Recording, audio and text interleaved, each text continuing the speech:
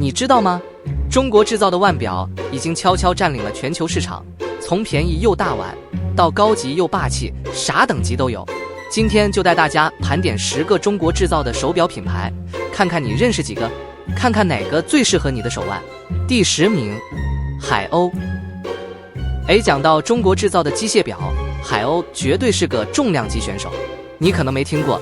但人家可是全球机械表界的幕后大佬，世界上1/4的机械机芯都是他家产的。这啥概念？就是说你手上那块自称瑞士制造的表，搞不好心脏是中国的了。海鸥的手表呢，价格从50块美金起跳，大概1500台币左右，比你点一桌海底捞还便宜。入门款基本上就是一个体验人生第一只机械表的概念。戴起来虽然不会让你变身亿万富翁，但至少让你手腕上的滴答声听起来很专业。如果你想再认真一点，升个级，200-300美金的款式就可以带你踏进机械表的世界。有些款式甚至还能透视机芯运作，走一种你看我这表很专业吧的路线，适合社交场合小小装一下。不过海鸥的外观设计就见仁见智了，有些款式偏向复古，有一种爷爷年轻时戴过的感觉。但话又说回来，经典款不就是这样才耐看吗？如果你是预算有限但又不想输那种个性，海鸥绝对是你的好朋友。便宜耐操，还带点历史光环，讲出去至少可以说我带的是全球制表产业的幕后英雄。但如果你觉得海鸥太便宜，不够高级，别急，他家还有更高端的陀飞轮系列，到时候你看到价格，保证会怀疑这还是不是同一间公司出的。第9名，飞亚达。飞亚达这品牌光听名字就很飞，但你知道吗？它可是中国航天员的指定用表，真正的太空人御用。所以如果你小时候的梦想是当宇航员，但长大后变成了上班族，没关系，带上飞亚达，至少手腕可以上太空。飞亚达的入门款大概100美金左右，这个价格比一双潮鞋还便宜，你说值不值得？而且人家可是航天级认证啊，带出去就算没办法登月，至少可以登个夜视吧。如果你想更有质感一点，预算拉高到300-500美金，你就可以入手他们家更专业的款式，像是特种兵风格、复古机械，甚至航天纪念款，戴上去整个人气势直接拉满，适合那种表要低调但故事一定要够狂的人。不过飞亚达的特色不只是外观帅，他们家的机芯也是自己研发的，品质上完全不输国际品牌。而且曾经有块飞亚达表真的上过太空，比很多只靠广告包装的品牌更硬核。所以如果你想要一只价格合理、背景够狂，还带点航天梦的手表，飞亚达真的可以考虑一下。带出去随时可以跟朋友聊，你看这表太空人也戴过。光是这句话逼格就直接拉到外太空了。第8名，罗西尼。听到罗西尼这个名字，你是不是以为是哪个意大利品牌？ No， 人家是100%的中国品牌，只是名字听起来有点洋派，走的是一种低调奢华、商务精英路线，适合那种喜欢穿西装、开会时故意把袖口拉高一点，让大家看到你戴表的那种人。罗西尼的价格算是亲民又体面，入门款150美金左右，比一顿高档牛排套餐还便宜。但戴上去，气质直接从便利商店小开进化成上市公司高管。如果你预算再拉高一点，400-500美金就可以入手他们家更精致的系列，像是全自动机械款、镂空设计，或者带点复古风的典雅表盘，属于那种不会太贵但看起来很贵的类型，适合上班族、小资族，或是想要在长辈面前装一下成熟的年轻人。罗西尼的设计偏向稳重型，没有太多浮夸的元素，所以如果你喜欢花里胡哨的 bling bling 的设计，那可能得看看别的品牌。但如果你要的是一只看起来成熟稳重、价格不夸张，还能陪你进出各种正式场合的手表，罗西尼完全可以列入考虑名单。总之这牌子就很像平价版的瑞士表，不夸张不张扬，但又不会太掉价，属于那种刚刚好的选项。如果你平常走的是低调成功人士路线，但又不想砸大钱，罗西尼会是你的好朋友。第7名，天王表。讲到这个品牌，光听名字就很霸气，天王戴上去是不是直接变成演唱会级别的人物？不过放心，不管你是不是4大天王之一，这只表都戴得起，因为它的价格比它的名字还亲民。入门款大概200美金左右，比比买一只天王星的望远镜还便宜，但戴上去气势立刻从小职员变成董事长特助，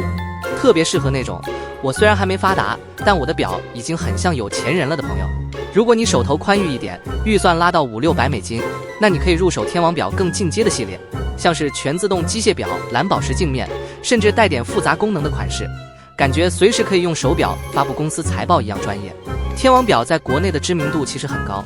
设计上比罗西尼更年轻一点，属于那种既可以搭西装也可以搭潮流服的类型。不管你今天是要去开会还是去夜店，戴这表都不会突兀。不过它的设计虽然经典，但有些人可能会觉得过于中规中矩，比较偏向安全牌。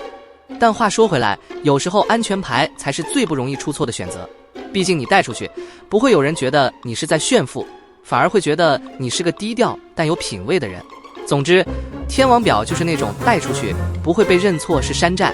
但又不会让你荷包大失血的品牌。如果你是想买一只价格合理、质感在线又带点气势的手表，天王表真的可以考虑一下。毕竟谁不想当天王呢？第6名，北京表。讲到北京表，这可是个带点传奇色彩的品牌，听名字就知道它是中国首都级别的代表，历史悠久，气场够强，属于那种我不一定最有钱，但我一定最有文化的品牌。北京表的入门款大概$300左右，这个价位已经有点质感了，适合那种想要低调入坑国产精品表的朋友。戴上去，就算不懂表的人看了也会觉得，你这表好像有点故事哦。但如果你愿意狠下心，多存点钱，$1000上下，你就能买到北京表最厉害的系列，比如珐琅表盘、镂空雕刻，甚至陀飞轮。这些工艺通常都是瑞士大牌才会玩的，结果北京表硬是用更佛心的价格，把这些高级感带进国产手表市场，让大家都能体验什么叫真正的匠心工艺。不过北京表的设计风格比较中国风，有些款式会带点书法、龙凤元素或者复古的宫廷气息，特别适合那种喜欢传统文化但又想低调炫富的朋友。你带出去不一定会有人第一眼认出来是啥品牌，但只要你开口讲解，这可是咱们的国表，带着东方美学的灵魂，瞬间变成文化达人，气质拉满。总的来说，北京表就是那种戴在手上是腕表，放在家里是艺术品的存在，特别适合那些喜欢低调、讲究工艺又不想撞表的人。如果你不想买满大街都是的品牌，那北京表绝对是一个超有个性的选择。第5名，爱宝石。讲到爱宝石，可能很多人会疑惑，这听起来不像国产品牌啊。没错，它本来是瑞士品牌，但后来被中国收购，所以现在是半个华裔，可以算是中国血统的瑞士表，有点像在国外长大的华侨，骨子里还是自己人。爱宝石的入门款大概$500左右，这个价位已经踏进讲究品味但不想花爆多钱的区间，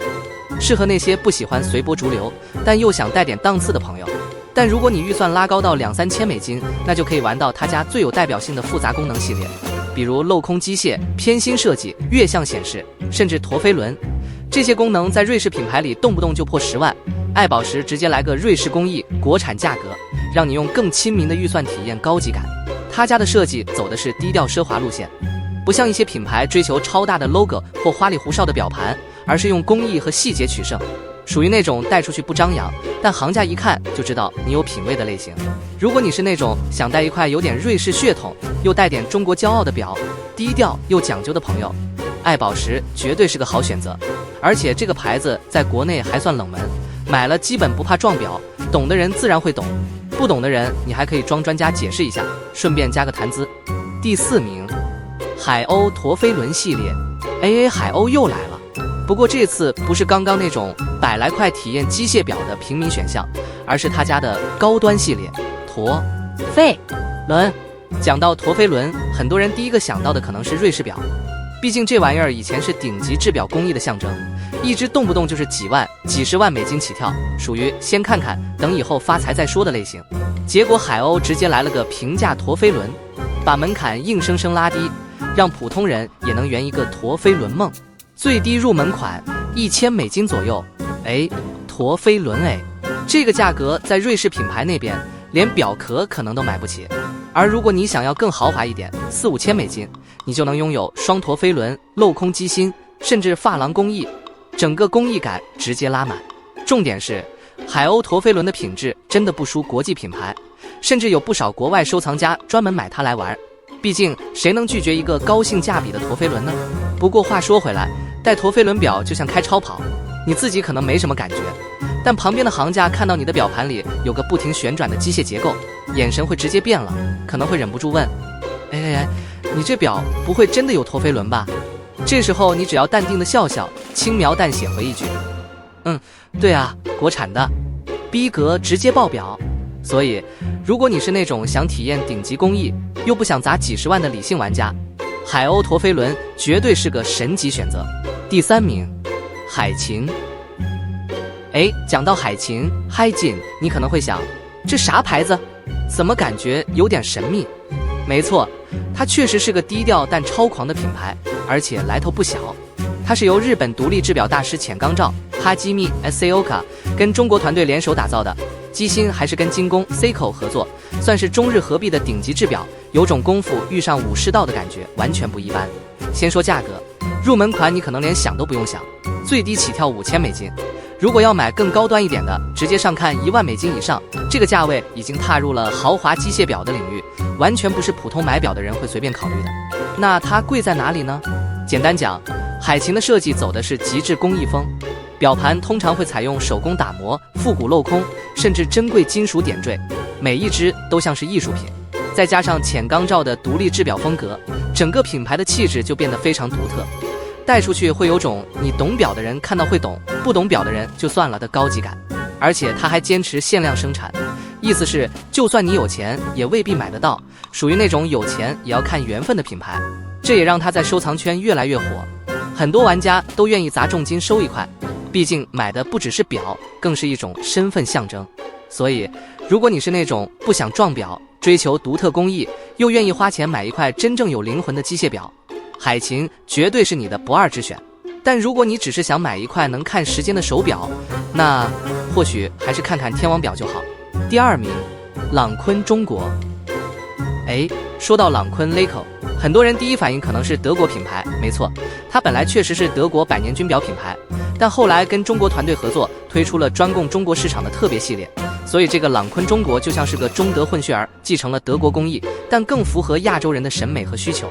那它厉害在哪里呢？朗坤本来就是做军表起家的，他家的飞行员表在2战时期可是有名的。现在这个中国系列延续了这种硬派军表风格，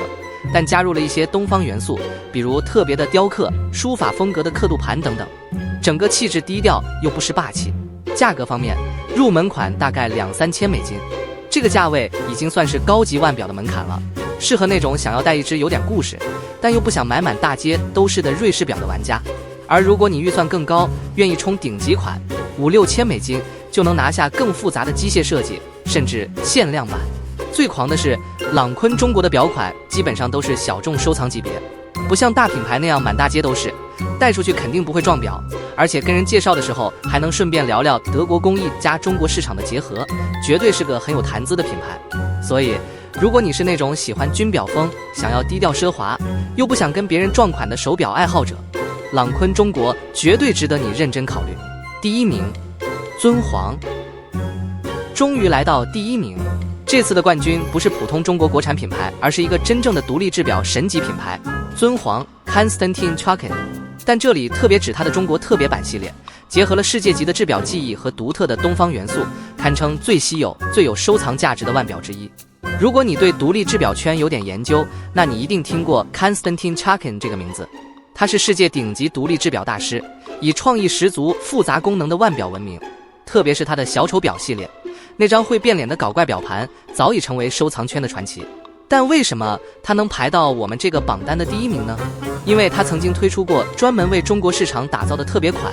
融合了中国神话、生肖，甚至京剧脸谱等文化元素，让这些高级腕表带上了浓厚的东方韵味。想拥有一只尊皇的手表，那你的预算可能要准备个$5万起。